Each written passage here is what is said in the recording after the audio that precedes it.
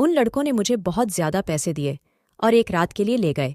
जब पांचों लड़कों ने मेरे जिस्म से अपनी हवस पूरी कर ली तो अचानक उनका छठा दोस्त भी आ गया। मगर वो जैसे ही कमरे में अंदर आया तो उसकी चीखें निकल गईं, क्योंकि हालात इंसान को वह सब करने पर मजबूर कर देते हैं जिसके बारे में उसने कभी सोचा भी नहीं होता, या यूं कहें कि कभी कभी ज़रूरत से ज़्यादा ख्वाहिशें इंसान को ख़त्म कर देती है। और मैं भी ना कभी पूरी होने वाली ख्वाहिशों के सफ़र पर निकल पड़ी ही थी। मैं रात 12 बजे से उस छोटे से कमरे में बिस्तर पर पड़ी हुई थी और एक के बाद एक दूसरे लड़कों ने मुझे नोच डाला था। दर्द अपनी इंतहा पर था, लेकिन यह सब कुछ मैंने अपनी मर्जी से अपनाया था। ना ही मुझे अपने कपड़ों का होश था और ना ही जिस्म में उठने वाली दर्द भरी लहर का। दो ही लड़कों ने मेरा हाल ऐसा कर दिया था कि मेरा सारा तन जख्मी हो गया था। सोचकर ही मेरी आत्मा कांप रही थी कि और भी 3 लड़के मेरे साथ अपनी हवस पूरी करने आने वाले हैं और मुझे पूरी खुशी से उन्हें वक्त देना है। मैंने कभी सोचा भी नहीं था कि मेरी जिंदगी की कोई रात ऐसी भी होगी। यह सब मैं एक भारी कीमत के एवज कर रही थी, इसीलिए पीछे हटने का कोई सवाल ही नहीं था। मेरी जिम्मेदारियां और मेरे घर वालों की ख्वाहिशें मुझे उस रास्ते पर ले आई थीं जहां मैंने एक ही रात में 5 लड़कों के साथ रात गुजारने की हामी भर ली थी। आम हालात में तो किसी लड़की के लिए ऐसा सोचना भी मुमकिन नहीं, लेकिन मैं जिस जगह खड़ेढ़ी थी वहां मुझे यह फैसला करने में ज्यादा वक्त नहीं लगा था। वह सब सेहतमंद और तंदुरुस्त नौजवान थे जिनकी ताकत के आगे मैं कुछ भी नहीं थी। बिस्तर तक आने वाले दोनों नौजवानों ने लम्हों में मुझ पर काबू पाकर मुझे पूरी तरह अपनी हवस का निशाना बना लिया था। यह पहली दफा था जब मुझे किसी मर्द ने छुआ था। दूसरे लड़के के निकलते ही तीसरा लड़का भी कमरे के अंदर चला आया। मैंने एक गहरी सांस बाहर निकाली। मैं थोड़ा वक्त चाहती थी, लेकिन वह कहने लगा कि इतना वक्त नहीं है मेरे पास। बाहर उसके और भी दोस्त इंतजार में बैठे हैं। उसकी बात सुनकर मेरी आंखों से आंसू बह निकले। वह फौरन ही मेरे पास चला आया और मेरे आंसुओं को नज़रअंदाज करता अपनी सिद्धतें मुझ पर बिखेरने लगा।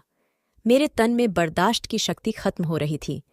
मैं बार बार उसे खुद से दूर करने की कोशिश करती, लेकिन वह उतना ही मुझ पर हावी होने लगा। ऐसा लग रहा था जैसे उसे इस खेल में मजा आ रहा हो। मेरे धक्का देने पर वह पहले से भी ज्यादा जोश में मेरे करीब आता, इसलिए अब मैं उसे रोकने की गलती नहीं कर रही थी और खामोशी से खुद पर गुजरने वाली इस कयामत को बर्दाश्त कर रही थी। 1.5 घंटे तक वह अपनी प्यास बुझाता रहा और जाते जाते उसने अपने दांतों के निशान मेरी गर्दन पर छोड़ दिए और कहने लगा कि अगर इसे दोबारा मौका मिला तो वह मेरे साथ दोबारा वक्त जरूर गुजारने आएगा। उसके जाने के बाद मैंने एक निगाह अपने तन पर डाली तो मैं कांप गई। जिस्म का कोई हिस्सा ऐसा नहीं था जहां जख्म मौजूद ना हो। तीसरे नौजवान ने तो हद से ज्यादा मुझ पर जख्म कर मुझे जख्मी कर दिया था। जगह जगह उसके दांतों के निशान पड़ चुके हैं। और फिर बचे उन 2 लड़कों ने भी 1-1 घंटा मुझे इसी तरह अपनी हवस का निशाना बनाए रखा। उन लोगों को मुझ पर जरा भी रहम नहीं आया था, और आता भी क्यों। उन्होंने एक बड़ी रकम के बदले मेरी एक रात खरीदी थी। वह तो अपना अपना हिस्सा वसूल कर रहे थे और यह एक रात मेरी जिंदगी की काली घनी रात बन गई थी। मेरा हाल ऐसा था कि मुझे कुछ होश ही नहीं रहा था। मैं खुद से करवट बदलने के काबिल भी नहीं रही थी। आहिस्ता आहिस्ता तकलीफ से मेरी आंखें बंद होने लगी थीं और तभी ही उन लड़कों ने मुझे बताया कि उनका एक छठा दोस्त भी आ गया है। मुझ में इतनी हिम्मत भी बाकी नहीं बची थी कि मैं उन्हें इनकार कर पाती या इस बात का विरोध कर सकती। जैसे ही छठा लड़का कमरे में दाखिल हुआ और मेरे बिस्तर के करीब आया तो मुझे देखकर उसकी चीखें निकल गईं। उसकी चीखें क्यों निकली, वजह जानकर आपके भी रोंगटे खड़े हो जाएंगे। मेरा नाम मधु है और मेरी उम्र सिर्फ 22 साल थी। मैंने ग्रेजुएशन कर रखी थी, लेकिन आज के दौर में ग्रेजुएशन कुछ भी नहीं होती। लोग बीएड करके भी डिग्रियां हाथों में लिए सड़कों की धूल समेट रहे होते हैं। इस बात का सही तरीके से अंदाज मुझे उस वक्त हुआ जब मैं नौकरी की तलाश के लिए निकली। हर कंपनी के आगे नौजवानों की एक बड़ी सी लाइन लगी होती है जो अपनी बारी के इंतजार में थे। ऐसे में मुझ जैसी लड़की को नौकरी कहाँ मिल सकती थी, जिसके पास ना ही तजुर्बा था और ना ही कोई बड़ी डिग्री। मगर नौकरी ढूंढना मेरी सबसे बड़ी ज़रूरत बन चुकी था, क्योंकि बाबा के स्वर्गवास ने हमारी कमर तोड़ दी थी। बाबा घर में एक अकेले ही कमाने वाले थे और हम 3 बहनें बिन ब्याही घर में मौजूद थीं। मेरी बड्ढी बहन पढ़ी लिखी नहीं थी, इसीलिए कमाने की जिम्मेदारी उसकी बजाय मेरे कंधों पर आ गई थी। मैं घर से बाहर निकली तो मेरे होश ठिकाने आ गए। मैं तो बाहर की दुनिया को बहुत आसान समझ रही थी, लेकिन अब मुझे समझ आया था कि बाबा कितने जतन करके हमारे लिए रोटी कमाते थे। मैं हमेशा ही बाबा से इस बात पर नाराज रहती थी कि वह हमारी ख्वाहिशें पूरी नहीं करते। मेरी नाराजगी पर बाबा का चेहरा हमेशा उतर जाता। वो बड़ी मोहब्बत से मुझे पुकार कर कहते, मधु बेटी, तू फिक्र ना कर, एक दिन तेरे भाग भी जाग उठेंगे।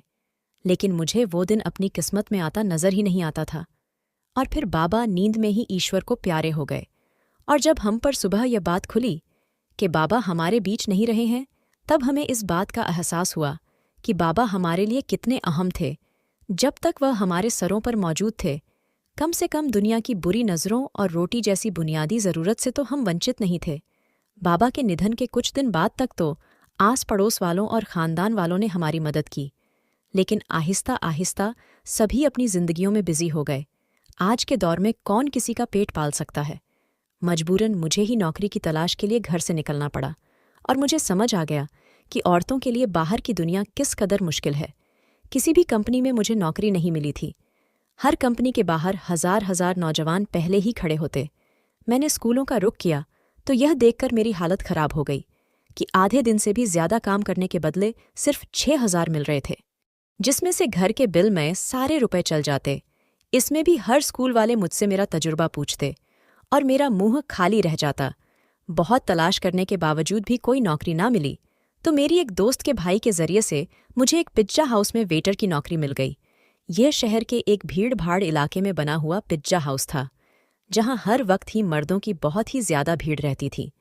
काले रंग का फिटिंगदार पेट कोट मेरे हवाले कर दिया गया, जिस पर पिज्जा हाउस का नाम लिखा था, और मुझे अगले दिन से ही नौकरी पर बुला लिया गया।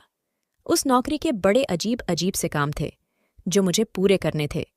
उन्हें एक मॉडर्न सी लड़की वेटर के नाम पर चाहिए थी, जिसके छोटे छोटे से बाल कंधों पर फैले हुए हो और वह बहुत सारा मेकअप करके डाइनिंग हॉल में खड़ी हो।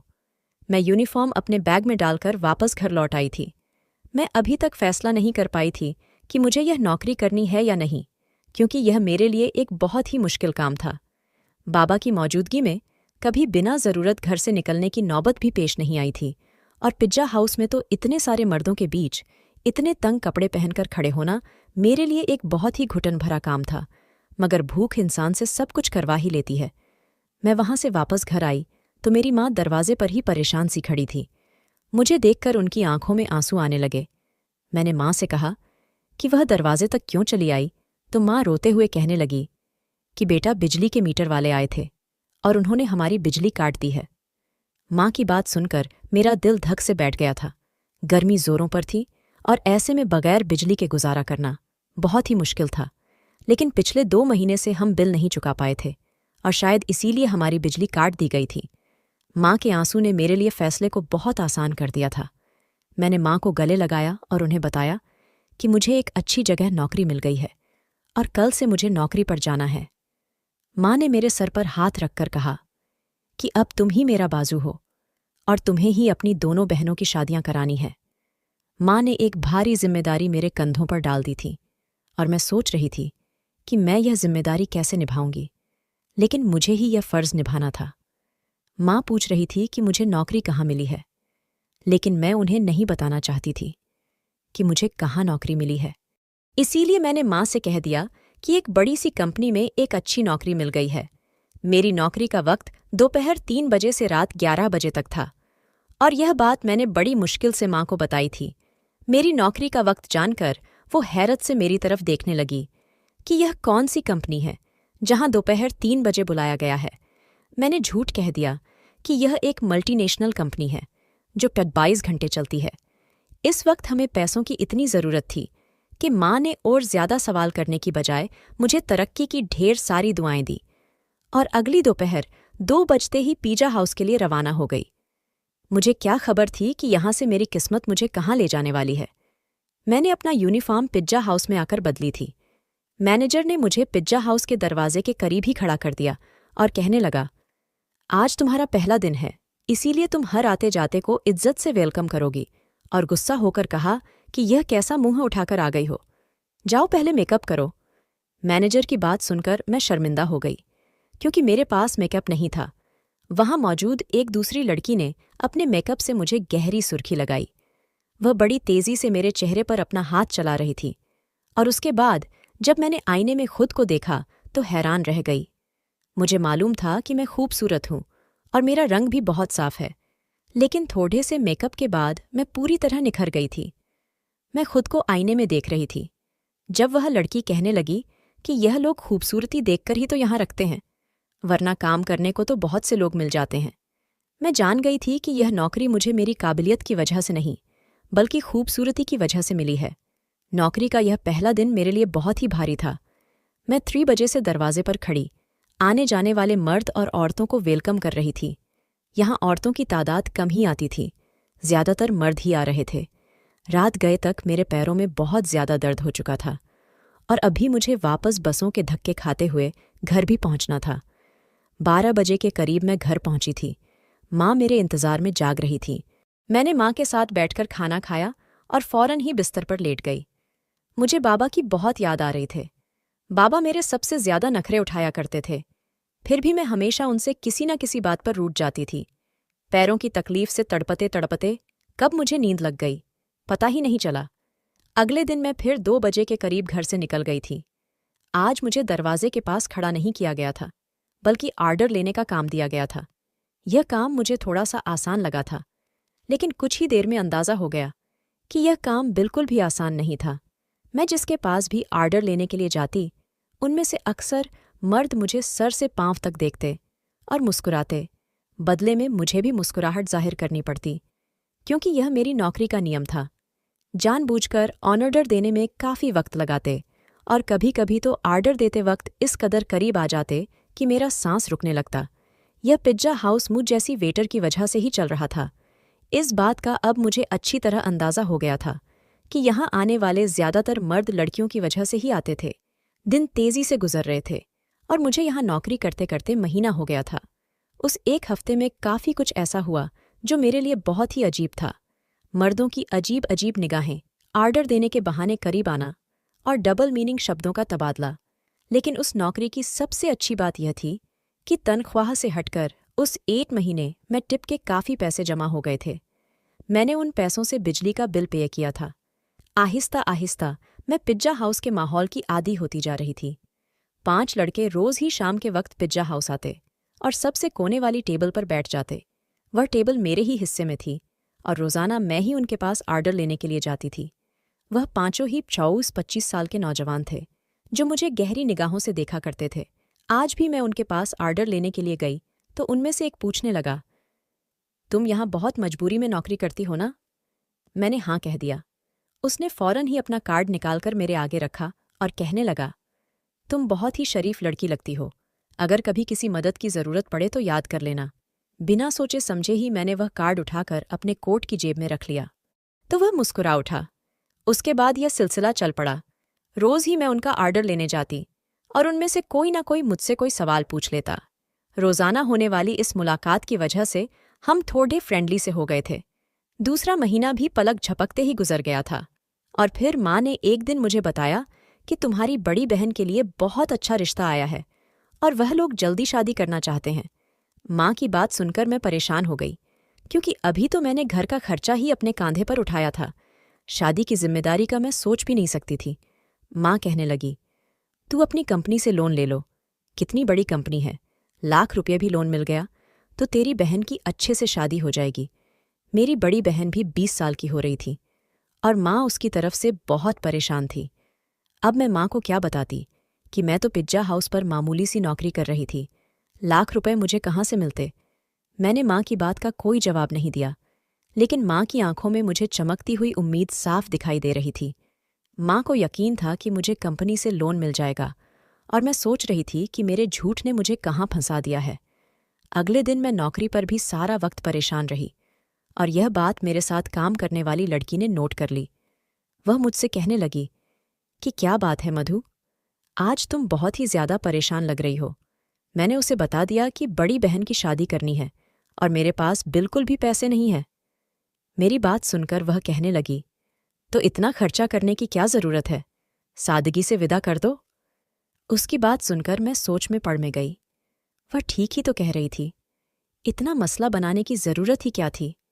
घर आकर मैंने माँ को यही मशवरा दिया कि वह सादगी से बहन की विदाई कर दे। लेकिन मेरी बात सुनकर माँ कहने लगी कि हर किसी को हमारे मसलों की जानकारी नहीं है। लड़के वालों ने पहले ही दहेज के नाम पर एक लंबी लिस्ट थमा दी है, और अगर मैंने खाली हाथ तेरी बहन को विदा कर दिया तो उसके ससुराल वाले सारी जिंदगी उसे बातें सुनाते रहेंगे। माँ की बात सुनकर मुझे गुस्सा आ गया और मैंने कहा कि ऐसी जगह दीदी की शादी करने की जरूरत ही क्या है। मेरी बात सुनकर माँ नाराज हो गई और कहने लगी, ना जाने कैसे कैसे करके तेरी बहन का एक अच्छी जगह से रिश्ता आया है और तू इसमें भी नुक्स निकाल रही है। अगर आज तेरा बाप जिंदा होता तो मुझे तेरी मिन्नत ना करनी पड़ती। वह खुद ही अपनी बेटी के लिए कैसे भी करके रकम जमा कर लेता। माँ की आंखों में आंसू आ गए थे और उनकी बात ने मेरा दिल भी दुखा दिया था। वह ठीक ही कह रही थी। अगर बाबा जिंदा होते तो वह किसी भी तरह पैसे जमा कर ही लेते। मैंने माँ को गले लगा लिया और उनसे वादा कर लिया कि मैं जल्द ही पैसों का इंतजाम कर लूंगी। मैं खुद भी नहीं जानती थी इतने सारे पैसे मुझे कहाँ से मिलेंगे। बाप का साया वाकई औलाद के लिए बहुत बड़ा आशीर्वाद होता है। वह अपनी जान पर खेलकर भी औलाद को जिंदगी के सारे सुख देता है, और मेरे लिए अपने बाप की जगह लेना बहुत ही मुश्किल था। दिन यूं ही परेशानी में गुजर रहे थे। मैंने पिज्जा हाउस के मैनेजर से पैसों की बात की थी, लेकिन मेरी बात सुनकर जिन नज़रों से उन्होंने मुझे देखा था, मैं खुद ही जमीन में गड़ गई थी। वह लड़के अब भी रोज़ाना पिज्जा हाउस आते थे। मैं उनका आर्डर लेने गई तो उनमें से एक कहने लगा, क्या बात है, आज तो आपका चेहरा बिल्कुल ही उतरा हुआ है। उसकी बात सुनकर ना जाने क्यों मेरी आंखों में आंसू आ गए थे। वह बार बार पूछने लगा कि मैं उसे अपनी परेशानी बताऊं। ना चाहते हुए भी मैंने उसे अपना मसला बता दिया था, क्योंकि मुझे भी किसी ऐसे इंसान की तलाश थी जिसके आगे मैं खुलकर अपना दर्द बयान कर सकूं। मेरी बात सुनकर उनके चेहरे पर मुस्कुराहट आ गई और वह कहने लगे कि इतनी छोटी सी बात के लिए आप इस कदर परेशान हैं। हमने आपको अपना कार्ड इसीलिए दिया था कि कोई भी परेशानी हो तो आप हमें याद कर ले।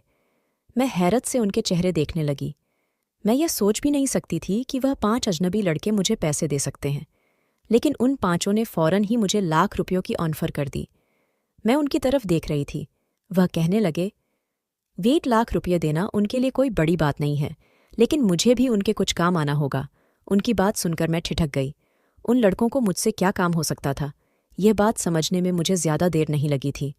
मैंने फौरन ही घबराकर कहा कि मैं एक शरीफ घराने से संबंध रखती हूँ और मैं कोई गलत काम नहीं कर सकती।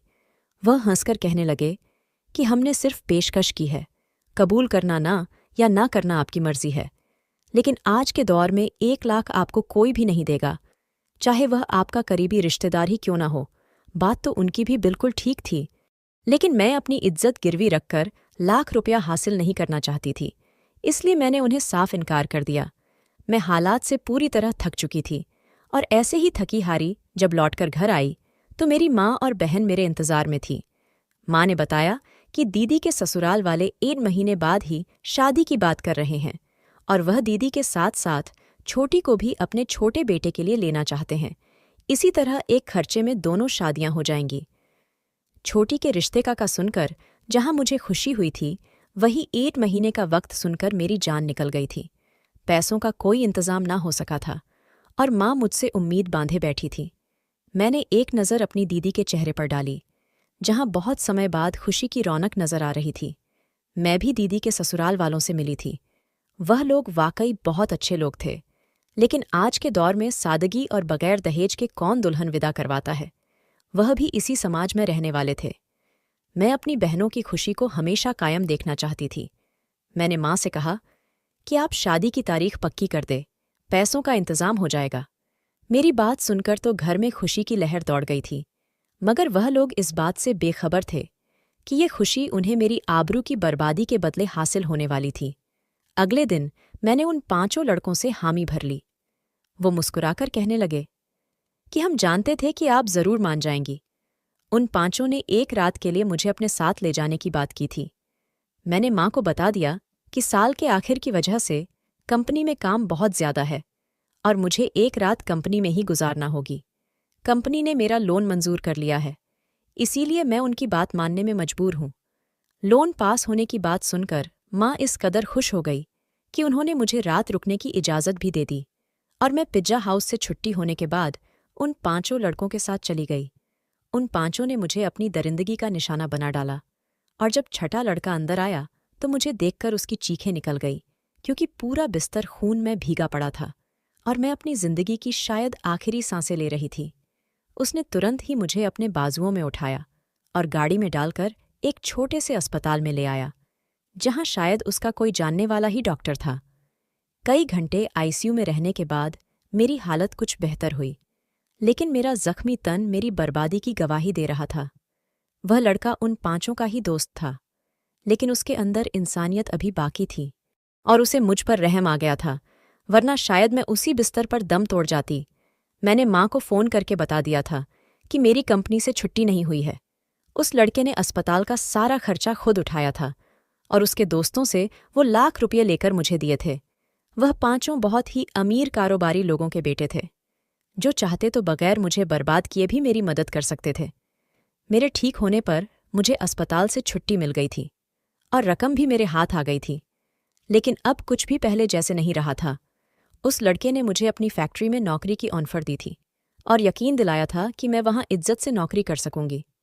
आज मेरी दोनों बहनों की शादी हो गई और मैं उस लड़के की फैक्ट्री में नौकरी कर रही थी। एक बात मैं अच्छी तरह जान गई थी कि आज के इस दौर में बगैर किसी मतलब के मदद करने वाले लोगों की गिनती ना होने के बराबर है। हमेशा नौकरी करने वाली लड़कियों को इज्जत की नज़र से देखें, क्योंकि वह बहुत ही मजबूरी की हालत में अपने घरों से निकलती है, चाहे फिर वह तंग कपड़े पहनकर किसी पिज्जा हाउस के दरवाजे पर ही क्यों ना खड़ी हो। दोस्तों, वीडियो कैसा लगा कमेंट करके ज़रूर बताना और हाँ, लाइक, चैनल को सब्सक्राइब ज़रूर करना।